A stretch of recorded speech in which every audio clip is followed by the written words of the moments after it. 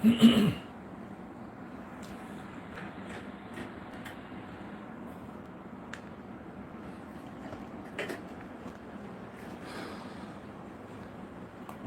তো মুখ কেটে যাচ্ছে, তোমার এখান থেকে কেটে যাচ্ছে।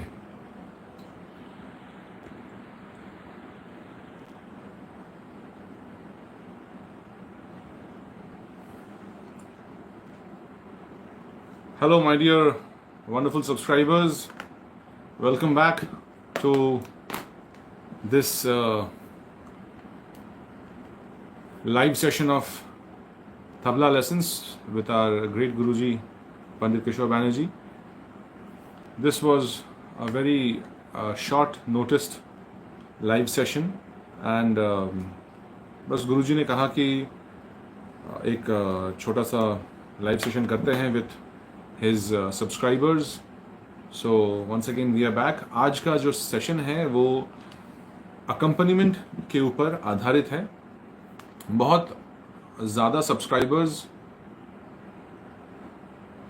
का रिक्वेस्ट आया था, मैसेजेस आया था कि तबला सोलो के ऊपर तो गुरुजी ने बहुत ढेरों वीडियोस दिए हैं, but they also want to learn about accompaniment किस तरीके से आसान तरीके से गाने के साथ किया जा सकता है, इंस्ट्रूमेंट के साथ किया जा सकता है, as well as Kathak dance के साथ।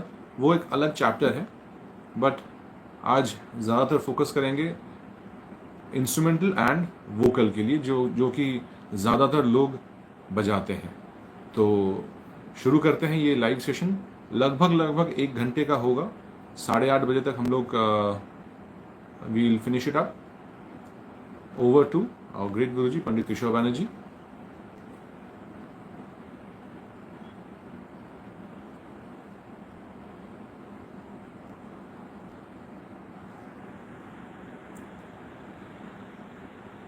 नमस्ते।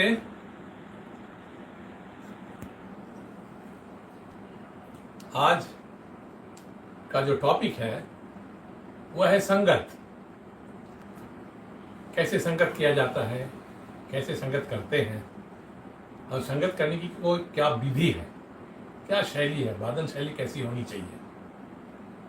काफ़ी दिनों से मेरे सब्सक्राइबर्स तथा स्टूडेंट्स और मेरे जो बहुत इंटीमेट्स हैं सभी लोग बहुत रिक्वेस्ट कर रहे हैं कि गुरुजी सोलो के ऊपर आपने तो बहुत कुछ दिए हैं, बहुत सारी जानकारियाँ हम लोग को हुई है, तो उसके लिए बहुत बहुत आभार। लेकिन एक छोटी सी गुजारिश है कि आप संगत के बारे में ज़रूर कुछ बताएं, क्योंकि संगत एक ऐसी चीज़ है जो इसके बारे में तो अलग से कोई बोलते नहीं है ना, कैसे संगत किया जाता है। संगत करके चले जाते हैं। इसकी विधि क्या है, व्हाट आर द सिस्टम्स, क्योंकि संगीत की जो 3 विधाएं है ना, गायन, वादन तथा नृत्य, इन तीनों विधाओं की जो संगत की जो शैली है बिल्कुल। और ये चैप्टर इतना वास्ट है, इसके बारे में बोलते रहने से घंटों बीत जाएंगे, फिर भी बहुत सारी चीज़ें अधूरा रह जाएगी। तो मैं ऐसा कोशिश करता हूँ एक स्टाइल लेकर के, जैसे पहले वोकल लेकर के चलते हैं, वोकल के साथ कैसे संगत करते हैं। वोकल में भी, गायन शैली में भी कई एक चीजें हैं, जैसे ध्रुपद धमार, उसके साथ कैसे संगत करते हैं, फिर ख्याल के साथ कैसे संगत करते हैं, फिर ठुमरी के साथ कैसे संगत करते हैं, दादरा के साथ कैसे संगत करते हैं, काजरी के साथ कैसे संगत करते हैं, गजले के साथ कैसे संगत करते हैं, फिर भजन के साथ कैसे संगत करते हैं। भजनी ठेका बहुत फेमस है भजन के लिए, और गजल के लिए जो धुमाली ताल का जो अद्भुत चाल है, उसको लेके कैसे संगत करने से गजल की जो असलियत हो सामने आ जाते हैं। तो इन सारी चीज़ों को लेकर के आज हम चर्चा करेंगे। और इसमें क्या है ना, संगत एक ऐसी चीज है, बहुत सारी चीजें हैं, लेकिन संगत करने से वो बढ़ती है। संगत एक करने की विधि है। कुछ कोई बोल दिया ऐसे ऐसे संगत किए जाते हैं, वो तो एक खाका है, वो सिस्टम है, ऐसे ऐसे करने से ऐसे ऐसे संगत किए जाते हैं। लेकिन संगत करना आपको करते करते उस पर और पारंगत हम हो सकते हैं। तो चलिए पहले शुरू करते हैं ध्रुपद धमार के साथ। बहुत प्राचीन शैली है ध्रुपद धमार, और ध्रुपद धमार के साथ पखावज बजते हैं। पखावज ये तबले के पहले जो तबले के जो पहले था वो पखावज था। अब पखावज की सृष्टि खाली ध्रुपद धमार के साथ बजाने के लिए ही था।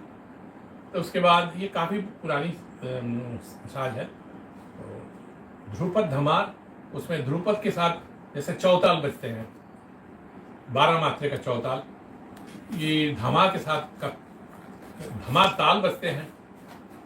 इस तरीके से आप देखेंगे कि सुलताल, फिर सुल्फा ताल भी बोलते हैं सुलताल को, फिर चौताल, फिर गज झंपा ताल, इस तरीके से फिर तिबरा ताल,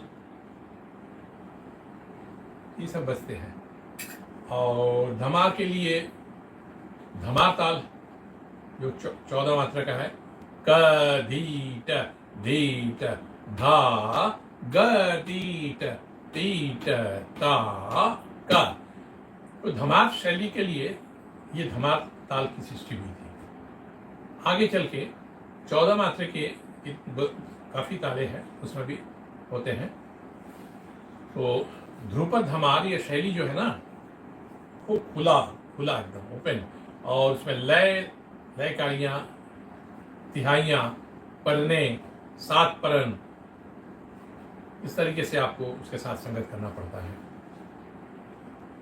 एक लड़ गुथाव बोलकर एक बहुत अच्छी चीज है ध्रुपद धमार में, कैसे उसके साथ लड़ते हुए घुटते हुए चलना पड़ता है। और वो ध्रुपद धमार जो गाते हैं तो उसमें उसके साथ पखावज बजते हैं और बड़ा लय को कायम करके फिर बजाते हैं। तो पहले मैं ध्रुपद धमार के साथ जैसा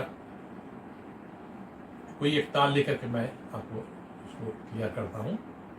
एक चौताल 12 मात्रे का ताल है।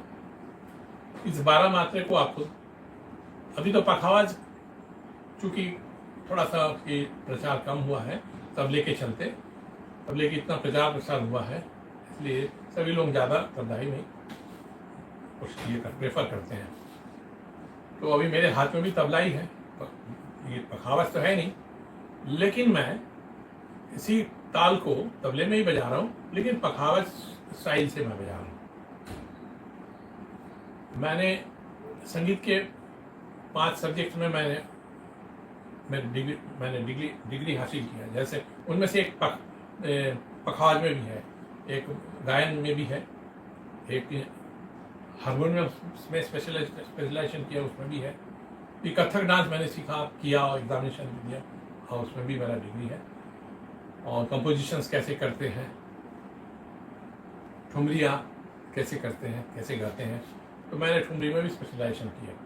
तो इस तरीके से मैं संगीत की कई एक विधाओं में मैं करके देखा कि एक तबला वादक तभी परिपूर्ण हो सकते हैं जब उनके साथ गायन की नॉलेज भी है, वो इंस्ट्रूमेंट से थोड़ा नॉलेज भी हो, सरगम की नॉलेज हो, तान की नॉलेज हो, और संगत के समय कैसे बजाना चाहिए वो सब के भी आइडिया होनी चाहिए।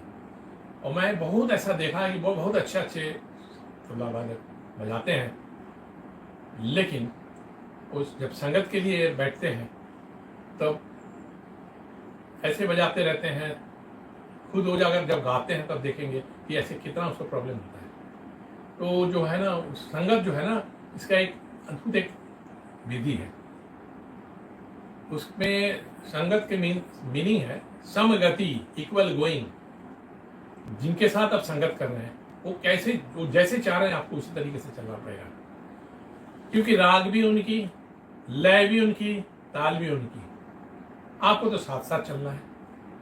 तो उसमें अगर आप जहाँ तक कुछ बजाते रहेंगे, छटपट करेंगे, तो वो संगत में बड़ी बाधा सृष्टि करती है। इसीलिए संगत करना मामूली चीज़ नहीं है, बहुत मुश्किल चीज़ है। बहुत लोग हैं बहुत अद्भुत बजाते हैं, हाथ बहुत अच्छा है, लेकिन संगत के समय देखते हैं कि वो बात नहीं बनती है जो बननी चाहिए। तो संगत करते करते आ जाता है। तो पहले मैं ध्रुपद में जैसा चौताल बजते हैं ना, तो तबले के ऊपर मैं ध्रुपद शैली के साथ कैसे संगत करते हैं, ये थोड़ा कम लय में चलते हैं। हाँ,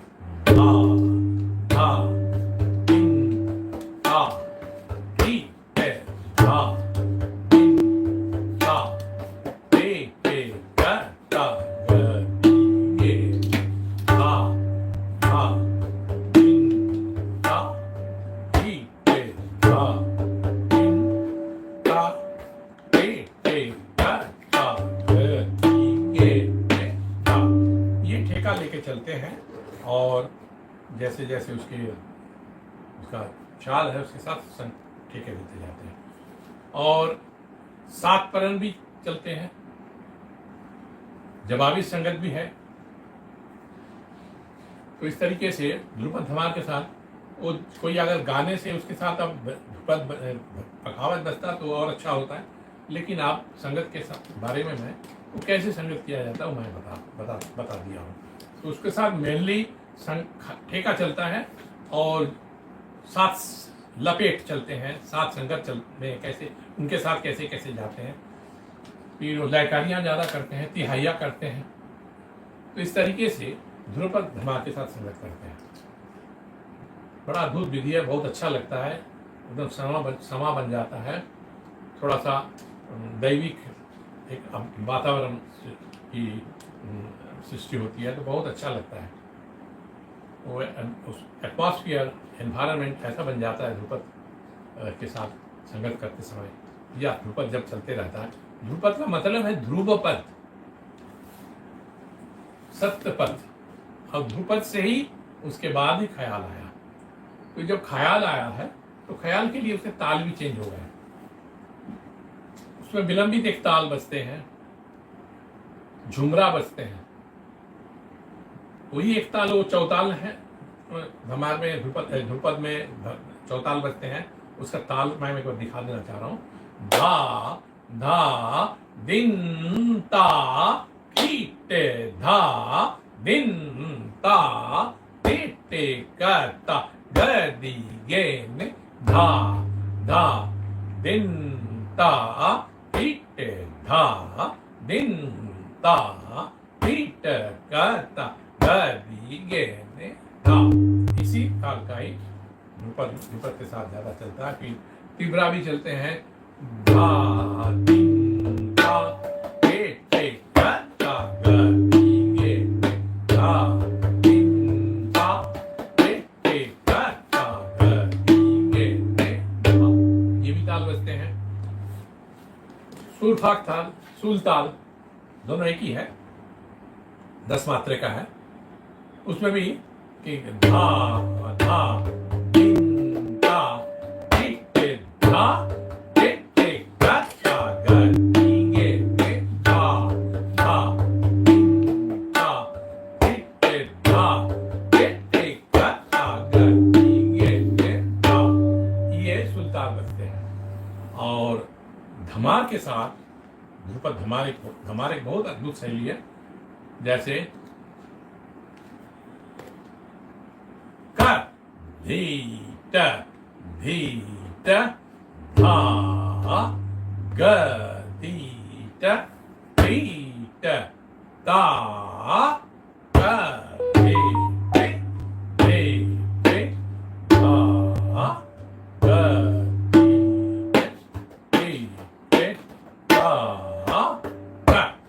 ये धमाता बजते हैं।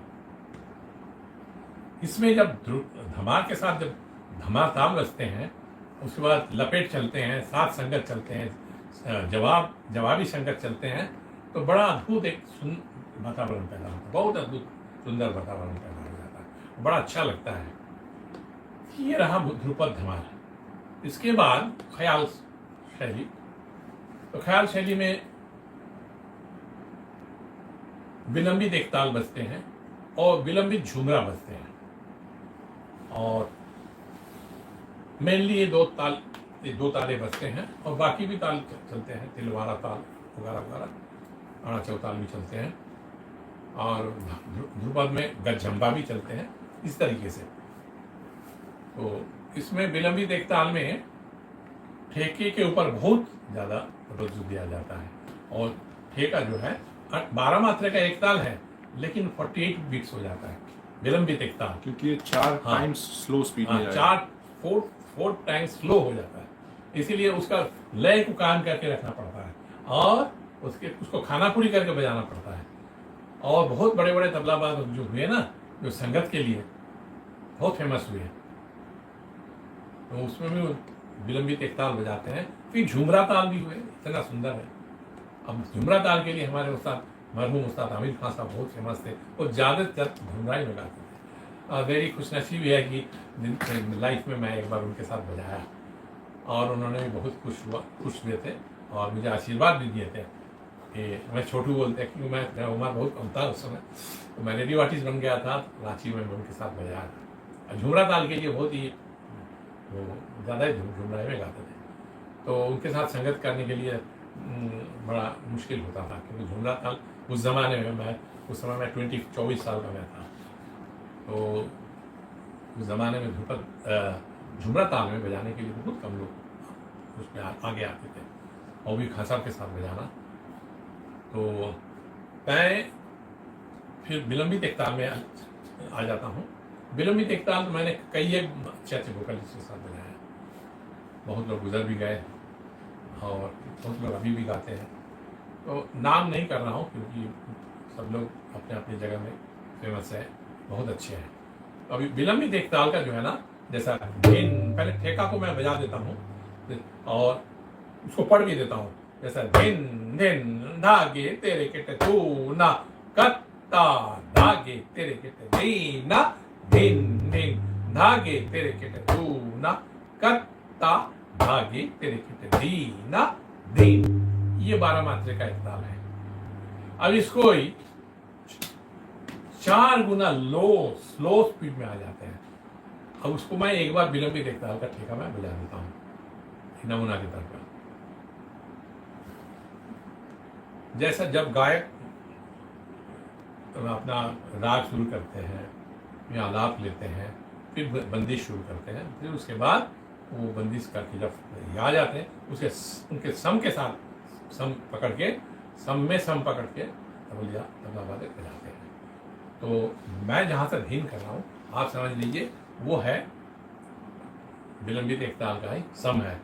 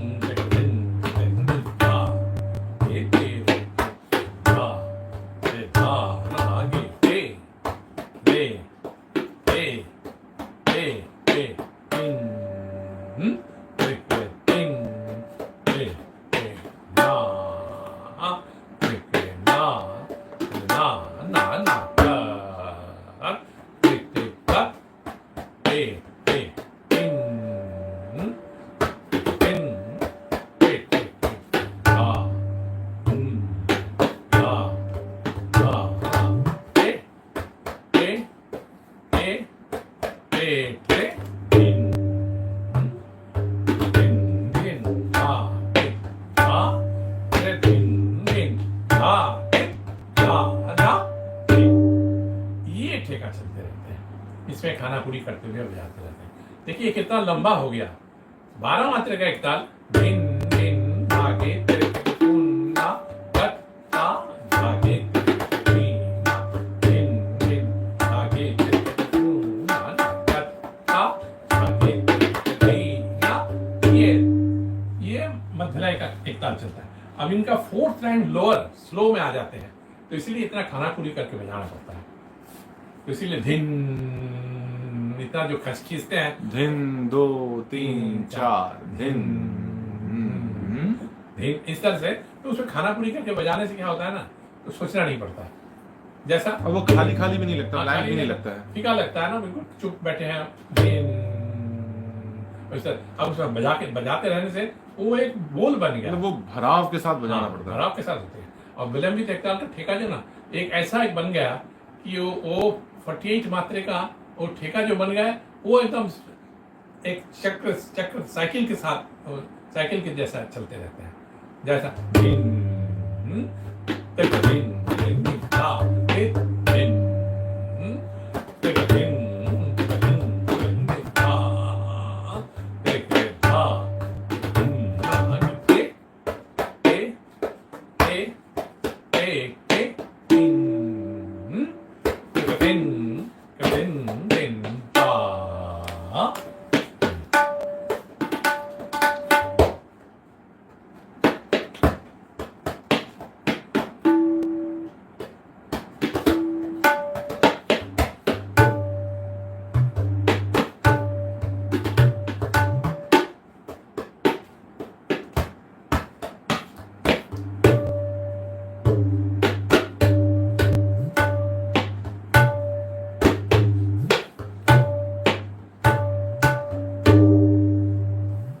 ये है विलंबित एकताल। इसमें ठेका खाली बजाना पड़ता है और उसमें ज़्यादा टुकड़ा पड़न चक्रदा बीच में ऐसा नहीं, क्योंकि जो गायक गाते हैं वो राग का unfolding of raga is what is wonderful for it to explain everything in that वे।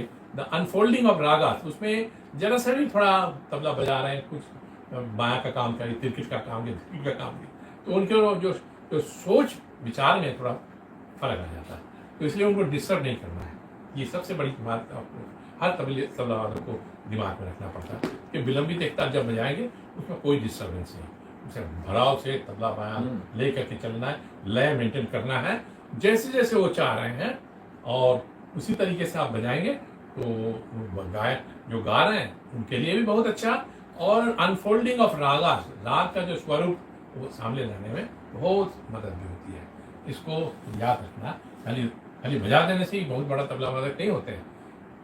मैंने जिंदगी में ऐसा भी देखा, मैं एक बहुत बड़ा प्रोग्राम में बजाया, कुछ नहीं, सारे लोग बजा के गए, खूब नाम कमाए, और मैंने सबसे लास्ट में बजाया उनके साथ, खाली ठेका बजाया, और ठेका के लिए मेरा नाम हो गया। बोले क्या तबला वादक इतना अच्छा, खाली ठेका बजा के नाम, क्योंकि वो मेन आर्टिस्ट को डिस्टर्ब नहीं हुआ। और वो कितने और स्टेज में बैठे हुए, क्या बात साबरी खान साहब के साथ था। हाँ, तो ऐसे ही हैदराबाद में। हाँ, तो खाली ठेका बजा करके मैं उसमें ये नाम मेरा हो गया। तो मैंने ये देखा कि काफी लोगों के साथ मैं जिंदगी में संगत मैंने किया, तो अच्छे गायक हैं वो मुझे बहुत लाइक करते हैं अभी भी, करेंगे भी, क्योंकि वो देखते हैं कि ये इतना सुंदर गाने के साथ बजाते हैं, कोई डिस्टर्ब नहीं करते हैं। और एक बड़े बड़े म्यूजिशियन तो ऐसे भी बोले इनका तबला तो गाता रहता है। ये मेरे लिए बहुत बड़ी सर्टिफिकेट है कि मैं इस तरह से संगत करता हूँ कि जैसा वो चाहते हैं उनके साथ वैसे चलता हूँ। तो ये बहुत बड़ी सीख है, ये लेसन है हमारे सब्सक्राइब और सीनियर स्टूडेंट्स लोगों के लिए कि ठेका जब बजाएंगे, पहले ठेका ही बहुत सुंदर गाना बाया का कॉम्बिनेशन करके भराव का साथ बजाना चाहिए। अब फिर मध्यलय जब आता है, ये ख्याल में क्या है, ख्याल शैली में क्या है, विलंबित तो गाए, फिर उसमें द्रुत बंदिश होते हैं ना, द्रुत बंदिश में वो जगह देते हैं बजाने के लिए, और बजाइए कुछ, ऐसा नहीं फिर बजाते जाइए, हर बार बजाते जाइए, गायन शैली में वो अलाउड नहीं है। अच्छा, एक छोटा सा सवाल है कि जब मध्यलय में तबला प्लेयर को मौका मिलता है बजाने का, और वो बहुत ज्यादा बजाना उसको नहीं है, क्या बजाना चाहिए? क्योंकि नॉर्मली जो ठेका का लय होता है वो तो धा धिन धिन धा धा धिन धिन धा। अगर जैसे ये, क्योंकि ये बड़ा डिफिकल्ट सा लय होता है बहुत तबला प्लेयर्स के लिए, ये जो स्पेशली ये जो टेम्पो है डिफिकल्ट होता है, क्योंकि उसमें ना आप चौगुन में आप जा सकते हैं ना आप सिंगल में करेंगे। ये मध्यलय का एक ठेका चला,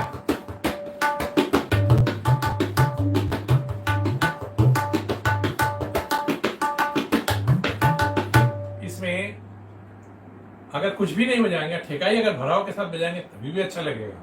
लेकिन अक्सर ये देखा जाता है जब इतने समय तक वो खाली ठेका ही बजाते गए तो उनके भी मन में होता है कि बस द्रुत जब शुरू हुई मध्यलय का जो बंदिश शुरू हुई, तो मैं भी एक आध सुना, और उसके लिए वो अलाउड है बजाने के लिए।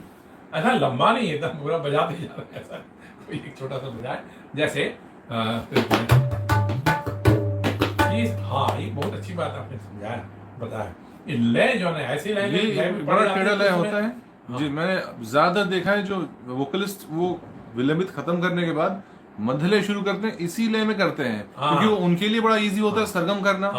बट तबला प्लेयर्स के लिए वो एक लय ठेका बजाने में तो इजी है, but when if they are trying to play some composition in it, या छोटी कुछ चीज बजा रहे हैं, या तो उनको एक आड़ लय में बजाना पड़ेगा, बड़ा मुश्किल है। ऐसा ना, जैसे बंदिश कर दिया ना, तो उसके बाद ऐसे कर दिया, मतलब आप बजाइए। पहले की शैली और दूसरे टाइप से थे, और अभी के जो शैली है ना, अभी गायक लोग इतना अच्छा मेंटेलिटी के हैं, तबला वालों को बहुत चांस देते हैं बजाने के लिए। ये अच्छी मेंटेलिटी का एक परिचय है। तो खूब विलंबित बहुत सुंदर करके गा के सरम किए, तान किए करने के बाद जब द्रुत शुरू होते हैं, तो उस समय अपना बंदिश शुरू कर लेते हैं दलय में, फिर हाथ छोड़ देते हैं, अब चुप बैठे रहते हैं। अब वहाँ आपके लिए एक अग्नि परीक्षा है। ना उसमें कोई हारमोनियम प्लेयर है, ना कोई सारंगी प्लेयर है, आपका ठेका है और आपका दिमाग है, और माइंड में वो माइंड में काउंटिंग चलते रहना चाहिए। 16 बीट्स रखना पड़ता है, और उसमें आप बजा रहे हैं, और अचानक अच्छे गायक लोग क्या करते हैं, अचानक बीच से शुरू करते हैं। ये और वो लड़खड़ा जाते हैं। ये बड़ा डिफिकल्ट चीज है सिंगर्स के लिए भी, क्योंकि वो माइंड में वो सोचते रहते हैं वो लाइंस। मैंने तो जिंदगी में इतना संगत किया, और हर एक आदमी का लय अलग अलग है। तो कोई आर्टिस्ट, मैं नाम नहीं ले रहा हूँ, कोई आर्टिस्ट के साथ आप बजाए, ऐसे सोच करके गए, इनका तो एम करीब करीब ऐसे ही लय है, इसके बाद उसमें ये बोल मैं फिट करूंगा, और वहां जाकर के देखते लय चेंज हो गई। आप तो बोल आप सोच रहे हैं, और तो जगह तो दे दी है, तो उस समय क्या करें? उस समय क्या करें, ये है जैसे बोलते हैं ना, रेडी विट। उस समय आप कैसा अपना दिमाग को काम में लगाएंगे, और उतना ही समय कुछ बजा करके मोबाइल लेके चले जाएंगे। हाँ, एक लय मैं दिखा रहा हूँ, जैसा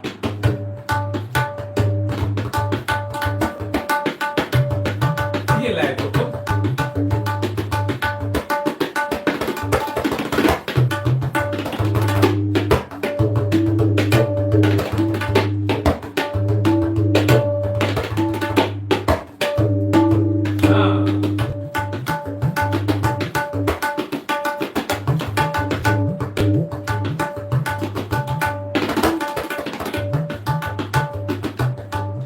ये हो गए।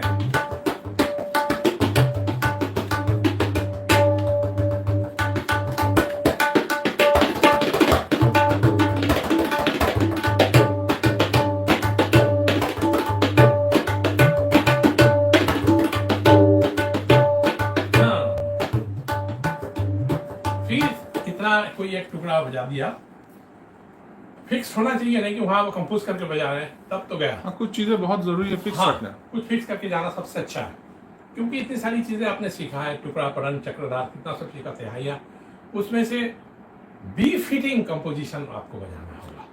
अच्छा, मेरे दिमाग में एक सवाल आ रहा है, फास्ट चीजों को बजाना आसान होता है, बट जब लय अगर कम स्पीड का हो, उस समय बजाने में मुश्किल होती है। तो tabla students and tabla learners के लिए क्या करना चाहिए? उनको कम स्पीड में अभ्यास करना चाहिए, क्या ये सही रास्ता होगा? नहीं, मतलब कम स्पीड मतलब not in single speed, what I mean is, जैसे जो मुश्किल स्पीड होती है, जैसे स्पीड का अगर ठेका चलेगा, धा दिन दिन दा धा दिन दिन दा, उसमें तो बोल आराम से तिरकिट के भी आ जाएंगे। बट जैसे 1.5 गुण का स्पीड का अगर जब गाने का शुरुआत हुआ है, मध्यलय में 1.5 गुण का स्पीड में चल रहा है, एक्चुअली क्या है ना, कौन सी लय उस समय आपके सामने आएंगे, वो बहुत बड़ी विडंबना है। तो इसीलिए तो मैं पूछ अब रहा वो हूँ कि कोई एक बंदिश शुरू किया, एक बंदिश एक लाइन में चलते हैं, इसीलिए कभी देखिएगा एक बोल आप सोच के गए इनके साथ, और रिहर्सल रूम में आप किए हैं, आप रिकॉर्डिंग में रेडियो में अक्सर देखते हैं, थोड़ा सा प्रैक्टिस करते, आप जब शुरू करते हैं और लय अलग हो जाता है। थोड़ा बहुत हाँ, फर्क हो जाता है। हाँ, वो फर्क में आपका प्रॉब्लम हो, या तो आपका क्रिकेट का जो लय था उससे चरक ज्यादा है तो आप बहुत स्पीड भी नहीं बजा रहे हैं, और स्पीड बजाएंगे और कम में बजाएंगे तो बहुत कम होगा। तो उसमें एडजस्ट करके लय कार्य के ऊपर चलना पड़ता है। तो उसके लिए तो क्या करना आड़ी, चाहिए? डेढ़ी वाला अगर को घर में बजे- तबला प्लेयर अगर प्रैक्टिस करेगा तो उसको किस लय में प्रैक्टिस करना चाहिए ताकि उसके लिए दोनों सिचुएशन में वो कंफर्टेबल हो, हाँ। वो एक ऑकवर्ड पोजीशन में ना पड़े? हाँ, इसके लिए मैं अपनी अपनी एक एक्सपीरियंस में बता रहा हूँ, वो काफ़ी लोगों से भी मैंने सुना और देखा भी, परखा भी। जिनके साथ आपको बजाना होगा, आजकल तो यूट्यूब है, तो सब लोग अपना परफॉर्मेंस में डालते हैं। कहीं रेडियो में बजाया वो भी डाल दिए, कहीं कहीं परफॉर्म किए डाल दिए। उन आपको किनके साथ बजाना है उनका आप परफॉर्मेंस देखिए, वो सुनिए आप मध्य लय में वो कौन सी लय में गाते हैं, एंड वो किनको फॉलो करते हाँ हैं? वो किनको फॉलो करते हैं, उस अनुसार आप चाहिए तो आपको देखिएगा करीब करीब 80% हमारे हाथ में बस में आ जाएगा उस लय, और उस लय में सोच के लीजिए कि आपको क्या बजाना है।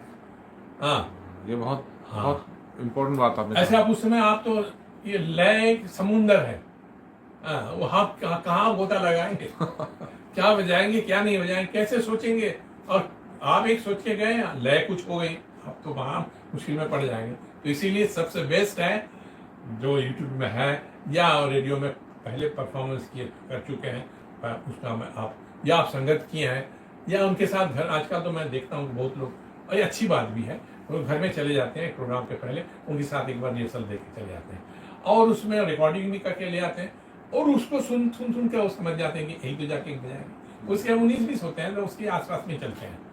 तो ये सब चीज है ना, ट्रिक्स है, हाँ, ये सब चीज है, तरकीफ जो बोलते हैं ना हमारे खासा लोग बोलते हैं, यही सब तो तरकीफ है ना। इस तरकीफ को आप सीख लेंगे, जान लेंगे, तो उसमें आपको संगत बहुत बड़ी सी प्रॉब्लम नहीं होगी। और आप एकदम सीधा टान के जाएंगे, लोग देखेंगे क्या गाएंगे, विलंबित एक ताल गाएंगे ना तो 2-3 ताल गाएंगे, यही तो है। तो मैंने ऐसे भी लोगों को इतना दुर्गति होते हुए देखे, ये मैं क्या कहूँ। खैर, तो उस तरीके से नहीं सोचना है, अहंकार को साथ में लेकर नहीं चलना है, क्योंकि कब किस बात कैसे मार दे देता है इसको सोच के चलना है। और संगत का मतलब क्या होता है, सम गति, इक्वल गोइंग, वो जैसा चाह रहे हैं वैसा आपको चलना होगा। तो ये है भूकंप संगत के लिए है, क्लासिक ये ध्रुपद हो गए, फिर ख्याल शैली के हो गए। अभी गजल, ये एक गजल के साथ में एक अग्नि परीक्षा है। मैंने बहुत अच्छे तबला वाले को देखा, हाथ तक मशीन चल रहा है, इतनी मोलबात है हाथ में, टुकड़े हैं, पड़न है, परने हैं, चक्रधारे हैं, रेले हैं, खूब बजा रहे हैं। लेकिन जहाँ गजल आ रहा है, आप गजल शुरू में पूछ रहे हैं दादरा, ये कौन सा ताल है? दादरा ताल है, अभी क्या कारवा है, और उनको इतना भी पता नहीं है धुमाली ताल बजता है। गजल में मैंने अपने आप के सामने मैंने ऐसा नाम बताना सही नहीं होगा, तो इतनी दुर्गति हुई कि ताल भी नहीं पकड़ पाते। और फिर गजल के साथ जो चाल है वो एकदम बिल्कुल अलग है, चाहे जितना भी आप ख्याल में गजल में बजा लिए, और लाइट का अंदाज इज टोटली डिफरेंट, वो डिफरेंट है। और लाइट में भी है, वो हिंदी गाना भी एक अलग लाइन है, हाँ, फिल्म संगीत के साथ बजाना भी एक अलग लाइन है। तो ये समुंदर है, संगत जो है ना एक समुंदर है। किस विधा में, कोई भी विधा में आप जाएंगे तो देखिएगा आप वो समुंदर है, कितना गोता लगाएंगे आप उनमें। इसलिए आपको सबसे बेस्ट चीज है विनम्र बने रहिए, जैसा वो चाहते हैं उनके साथ चलिए, यही साथ संगत है, वही साथ संगत आपका संगत के समय में आएगा, क्यों आप साथ चलेंगे। और बस उनके मुंह पर ताकते हुए बजाइए, हंसमुख रहिए, और जैसे जैसे कह रहे हैं दिमाग उनको वाहवाही देते रहिए, आवाज से नहीं, इशारे से देखा। ये सब तरकीफ है, ये सब को आप फॉलो करेंगे तो आपके लिए, मैं अपना एक्सपीरियंस बता रहा हूँ, इतने साल हो गए हैं। अप्रिशिएशन तो हर एक इंसान को अच्छा लगता है। हाँ, तो कभी कभी ऐसे होता है, ऐसे भी होते हैं कि वोकलिस्ट लोग इतने अहंकारी होते हैं कि उनको खुश करके चलना बड़ा मुश्किल होता है। तो ऐसे भी सिचुएशन आते रहते हैं कभी, लेकिन आपका जो विनम्रता वो उनको जरूर पसंद आएगी, और वो आपने जो है वो थोड़ा ये सब थोड़ा वो भी ढीला हो जाते हैं। तो देखते हैं ये बच्चा इतना अच्छा बजा रहा है और इतना विनम्र है और इतना झुके हुए रहते हैं, चलो ठीक है, कुछ बजा रहा है ठीक है, तो ऐसे ठीक होते होते ही फिर वो वाहवाही करने रहते हैं। मेरे साथ भी ऐसे हुआ। शुरू में तो ऐसा एटीट्यूड लेकर दिखा रहा है कि आज गए हैं काम से, लेकिन संगत में मैं वही सब तरकीब में मैं जाके बहुत तारीफ करते रहता हूँ, देखते रहता हूँ, सुनते रहता हूँ। जैसा वो चाह रहे हैं तो ठेके को और तबली का साउंड को थोड़ा बैलेंस करके, जैसा वो गा रहे हैं उनके नीचे वो 60 में मैं 40 में हूँ, इस तरीके से उनके साथ साथ। और जब जब सम की जगह होते हैं ना, टे रे के टे, मैं वहाँ पर जरा और थोड़ा बोल्ड वो प्रोमिनेंट होना चाहिए ताकि वोकलिस्ट के लिए इजी हो समझना। उससे क्या नहीं दिख रहा, अरे वाह क्या बात है, इनके साथ गाते तो गा के बड़ा मजा आता है, कोई प्रॉब्लम ही नहीं है, शो कर देते हैं कि ये आ रहा है। तो ये सब चीजें हैं ना, और यही सब करने से आपको संगत बहुत अच्छा हो जाएगा। तो चलिए, ये है आपका ख्याल शैली। और फिर गजल में, गजल के साथ वो धुमाली ताल का ठेका।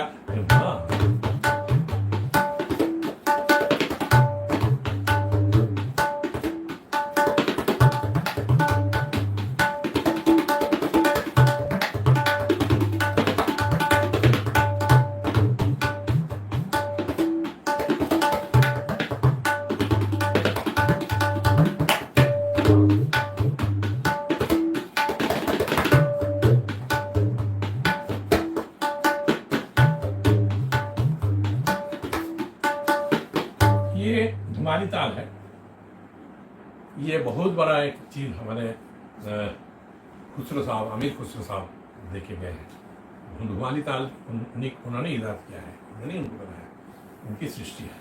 और गजल भी उन्हीं का ही सृष्टि है, उन्होंने गजल के साथ संगत के लिए धुमाली ताल की सृष्टि की है। क्योंकि कहारवा तो पहले था ही, लेकिन धुमाली के जो ये गजल के जो चाल है ना, वो बिल्कुल अलग है। और उसमें इतना आनंद होता है ना, मैंने तो हर वीडियो के साथ, हर शैलियों के साथ, गायन के डिफरेंट शैलियों के साथ बजाया, लेकिन मुझे गजल के साथ इतना आनंद आता है।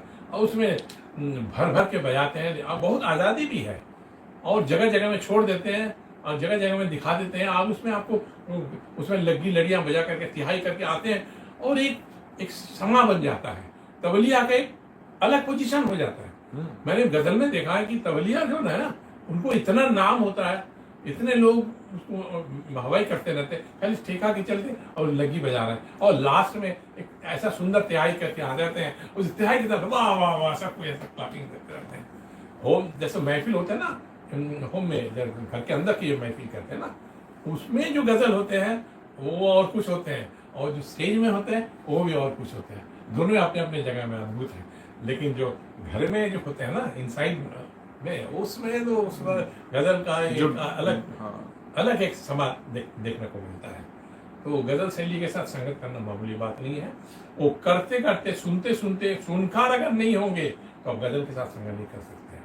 वही पूछते रह जाएंगे क्या ताल है, और फिर जब ताल मालूम हुआ तो संगत का ठेका भी नहीं चल रहा, क्योंकि जैसे जैसे जैसे जैसे गाने का चाल है ना, उसके अनुसार आपको दाएं बाएं का कॉम्बिनेशन करके बजाना है, और फिर बीच में छोटी छोटी तिहाइयाँ दे करके, हाँ, तो कुछ बजा के फट से तिहाई देगा के धीरे आया ये समय आया, वाह वाह वाह सब करते रहते हैं। तो होम कॉन्सर्ट जिसे बोलते हैं, गजल के लिए होम कॉन्सर्ट बहुत अद्भुत है। आजकल बहुत यूट्यूब में मिलते रहता है, तो होम कॉन्सर्ट के बारे में मैं खोज कर देखता रहता हूँ, बहुत अच्छा लगता है।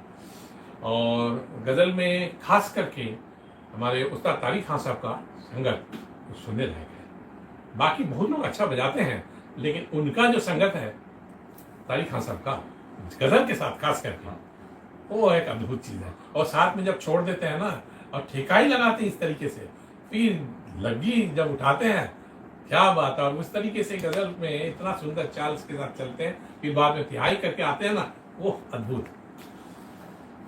तो ये हो गया गजल के तरीके। फिर भजन है, भजन में जैसे भजन गायक जो गाते हैं उसके साथ खाली संगत करते रहना, उनके साथ भर भर के बजाना, ठेके बजा, जैसा कहरवा ताल है, कि दादरा ताल है, मेनली यही दो ताल में, और यूँ तक रूपक ताल में भी होते हैं 7 मात्रे का। तो दादरा, कहरवा, रूपक ताल, ये ज़्यादा इसी में ही भजन के साथ लोग गाते हैं तो संगत करते हैं। और बाकी जो दादरा, ठुमरी में तो जत ताल बजते हैं, फिर अद्धा ताल भी बजते हैं, और खानदानी जो पारंपरिक ठुमरी है उसमें 3 ताल भी बजते हैं। इस तरीके से वो साथ साथ संगत करना पड़ता है। तो ये मोटा मोटी रूप से गायन शैली के साथ ये सब मेन है। फिर आगे चलते हैं तो समय को देखते हुए अब इंस्ट्रूमेंट का संगत कैसे की जाती है, ये भी एक बहुत बड़ा चैप्टर है। क्यों कि इंस्ट्रूमेंट के साथ क्या होते हैं ना, तंत्रवादक पहले आलाप करते हैं, चाहे वो सितार हो, चाहे सरोद हो, चाहे सारंगी प्लेयर हो, चाहे वायलिन प्लेयर हो, कोई भी तंत्रवादक वो अपना पहले आलाप करते हैं कुछ राग का, अनफोल्डिंग ऑफ रागस, राग को पहले कैसे सिस्टमेटिक वे से वो पेश करते हैं। तो आलाप करते हैं, फिर आलाप जोड़, फिर झाला, उसके बाद आते हैं गत। और गत में अक्सर देखा जाता है कि विलंबित 3 ताल, दूसरे ताल भी बजते हैं लेकिन मेन जो ताल है वो विलंबित 3 ताल है। और विलंबित 3 ताल में वो एक गत देते हैं, वो नगमा नहीं बोलते, उसको बोलते हैं गत, गतकारी बोलते हैं ना, मस्जिद खानी गत बोलते हैं इसको। जो विलंबित लय में बजते हैं उसे मस्जिद खानी गत बोलते हैं। और वही वो द्रुत में जब बजाते हैं उसको बोलते हैं रजा खानी गत। तो इसीलिए मस्जिद खानी गत और रजा खानी गत ये 2 है इंस्ट्रूमेंट के लिए बहुत इंपॉर्टेंट वर्ड। तो उसमें क्या होता है ना, कभी कभी एग्जामिनेशन में भी एग्जामिनर साहब लोग आके पूछते हैं, अच्छा बेटा थोड़ा मस्जिद खानी गत थोड़ा सुना देना। सीधा आगे एग्जामिनर साहब आए तो वो पूछ रहे हैं, अब जो सितार बजा रहे हैं अगर उनको मस्जिद खानी का वो तो विलंबित जानते हैं, अगर मस्जिद खानी नहीं है तो चुप है। तब उनको भी वो नॉलेज होना चाहिए कि विलंबित में जो बजते हैं उसे ही मस्जिद खानी गत बोलते हैं। और दूर में अच्छा ठीक है बेटा रजा खानी गत थोड़ा सुना दो, अब वो समझेंगे रजा खानी गत क्या है, यही है जो द्रुत अब बजता है, द्रुत बंदिश। तो इसलिए थोड़ा सा थ्योरेटिकल नॉलेज होना बहुत जरूरी है। तो तभी तो आप, इसीलिए एक वर्ड को मैं बहुत दोहराता हूँ, theory and practical, these 2 things are supplementary and complementary to each other. आपको प्रैक्टिकल का नॉलेज होना जरूरी है on the basis of theoretical knowledge, and theoretical knowledge रखना है on the basis of practicality. Not that you know so many things or you can't play, and not that you can't play and you know so many things. ऐसा नहीं, अब कुछ नहीं जानते, खूब बजा रहे हैं। तो वैसे भी मैंने देखा कि तो बहुत सुंदर एक तिहाई बजा दिए, हमको बोले इस तरह आप थोड़ा सा इसको पढ़ के हाथ में ताली देकर पढ़ के सुना दीजिए तो बस हो गया। ताली खाली दिखा के नहीं कर सकते। तो ये भी चीज है ना, तो थियोरिटिकल नॉलेज भी होनी चाहिए। तो चले आते हैं संगत में। तो वो मस्जिद खानी गत में वो गत देते हैं और उनका एक चाल है। और उस समय तबला वाले क्या करते हैं, कुछ लोग पहले ठेका दे देते हैं। संगत में भी एक स्टाइल है, पहले खाली ठेका देके चलते हैं, फिर जब वो ऐसा दिखाते हैं कि हाँ कुछ बजाइए, मैं बोलते नहीं है, ऐसे ताक देते हैं, तो मतलब उस समय वो अपना उसको सुनाते हैं। ये एक स्टाइल है। और एक है उठान से शुरू करते हैं, जैसे विलंबित 3 ताल का ठेका एक अलग होता है। जैसे विलंबित 1 ताल का ठेका मैंने दिखा दिया, अभी विलंबित 3 ताल का ठेका दिखाता हूँ। जैसे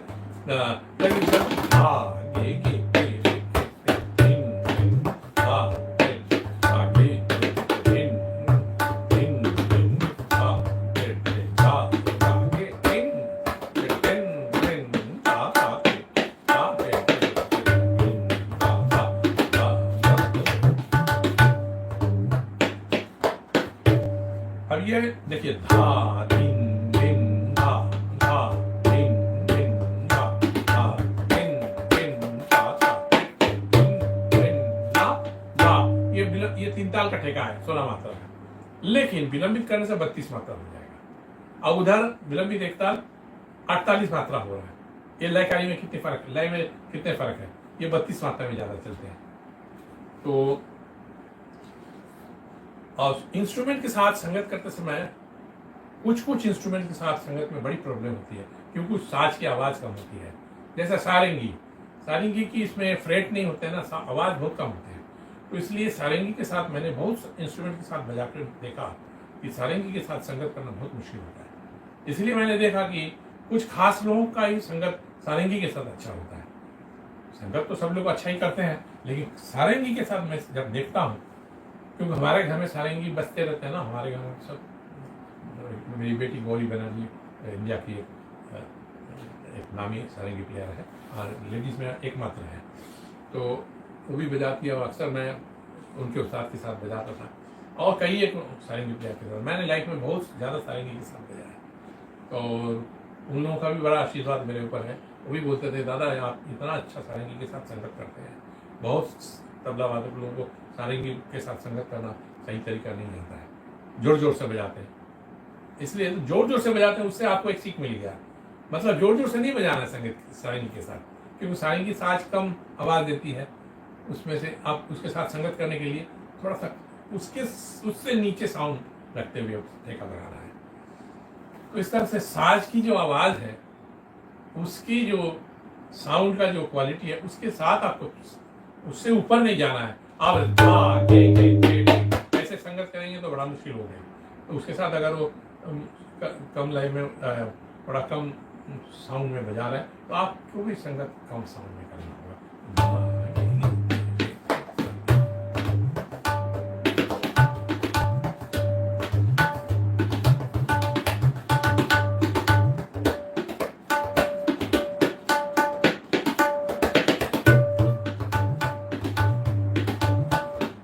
उस तरह से संतूर के साथ संगत भी करना एक मुश्किल बात है, उसमें भी साउंड बहुत कम है, लेकिन उस हिसाब से सितार के साथ संगत करना, सरोद के साथ संगत करना, उस हिसाब से थोड़ा आसान पड़ता है, क्योंकि उसकी साउंड ज़्यादा है।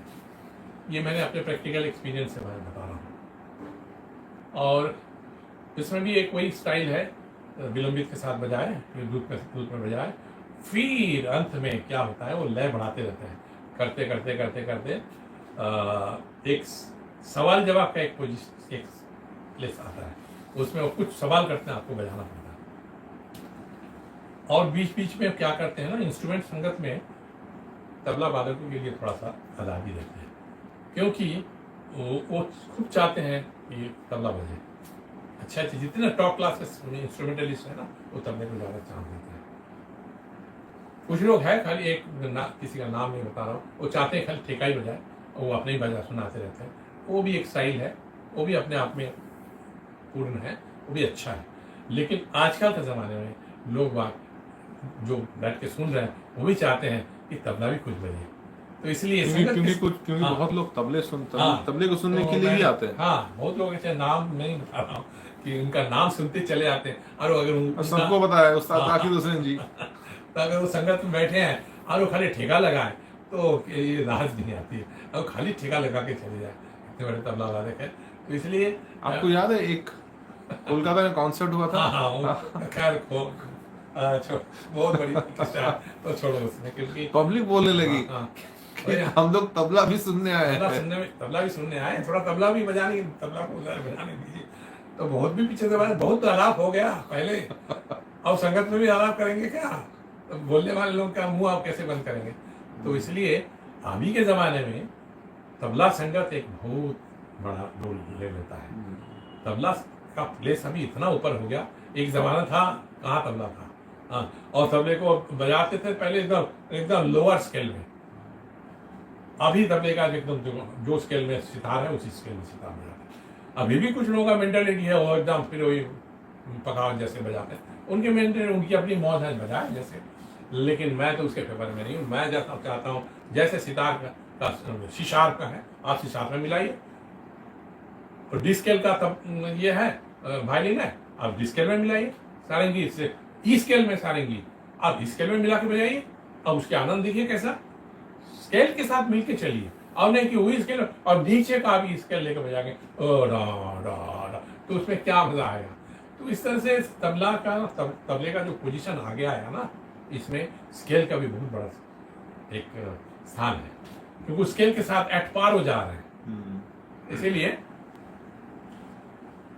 ये और हाँ, वो ऐसे करते करते संगत करते करते वो सवाल जवाब में आते हैं, और अंत में ऐसा स्पीड में ले जाते हैं, झाला जिसको बोलते हैं, झाला में इतना स्पीड ले जाते हैं, तो तबला वादक अगर उसका हाथ तैयार नहीं है तो बहुत प्रॉब्लम में पड़ते हैं। और वो 1 2 3 4 1 2 3 4 1 2 3 4 1 2 3 4 बजा रहे हैं, और आपको तबला भी वही खोज रहे हैं कि 1 2 3 4। और बजा में कभी कभी तो एक एक इंस्ट्रूमेंटलिस्ट ऐसे करते हैं, 1 2 3 4 1 2 3 4 1 2 3 4 1 2 3 4 दिखाते हैं ऐसे, मैंने आपकी बजाई 1 2 3 4, हाँ आज वो अपने 1 2 3 1 2 3 1 2 3 करके आप बजा रहे हैं, तो उसका मतलब आपके पास आपका रियाज नहीं है। इसलिए इंस्ट्रूमेंट के साथ संगत करने के लिए आपको नादिन धिना का तैयारी बहुत होनी चाहिए आपको। और नादिन धिना में भी कई एक स्टाइल है ना, जैसे एक अंगली का है, अब 2 अंगली का है, जैसा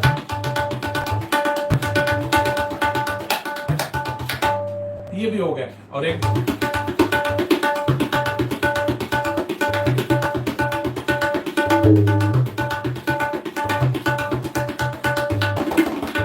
ऐसे इस पे भी बजाते हैं, क्योंकि बहुत लोग धातु नाड़ा भी बजाते हैं,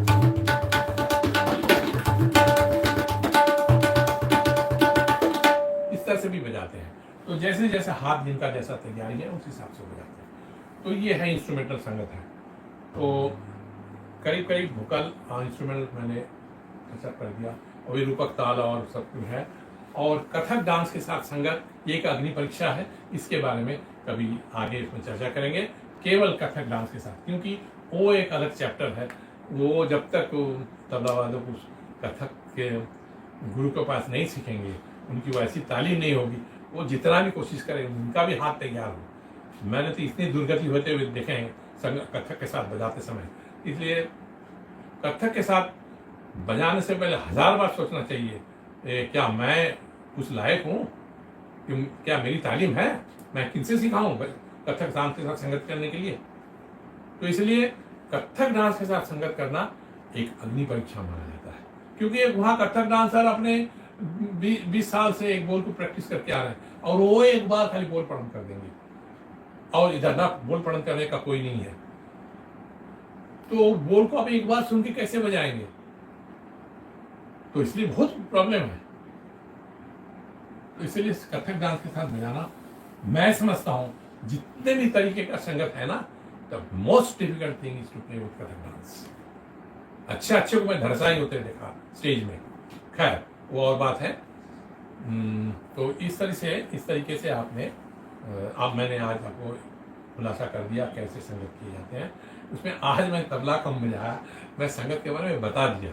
this is a different type of explanation I have done it because of one thing, playing is something and explaining the thing about what I am going to play, what I am going to do, those things are totally different. In this way, I have explained everything in such a way so that you will understand what I wanted to tell you. So ये मैं समझता हूँ कि आज जो संगत के बारे में मैंने डिफरेंट विधाएं हैं, शैलियाँ हैं, उसके साथ कैसे कैसे संगत करते हैं मैं तो खुलासा किया, और आप सभी लोगों को इससे बहुत लाभ होगा, क्योंकि इसके कोई वीडियो नहीं मिलते हैं, कोई इसके बारे में कुछ भूलते नहीं हैं, आते हैं बजाते चले जाते हैं, और वो उनसे कौन जाके पूछें कि कैसे आप संगत किए, हम लोग वो तालीम करें, क्योंकि संगत का तो कोई क्लास नहीं होता है। जो भी क्लासेस चलते हैं ना तबले का, वो सोलो का ही होता है, और एग्जामिनेशन जो होते हैं ना सब सोलो का एग्जामिनेशन होता है, चाहे वो प्रायोगिक संघ समिति का हो और या तो रेडियो का ऑडिशन हो, तो हर जगह सोलो का ही होता है। लेकिन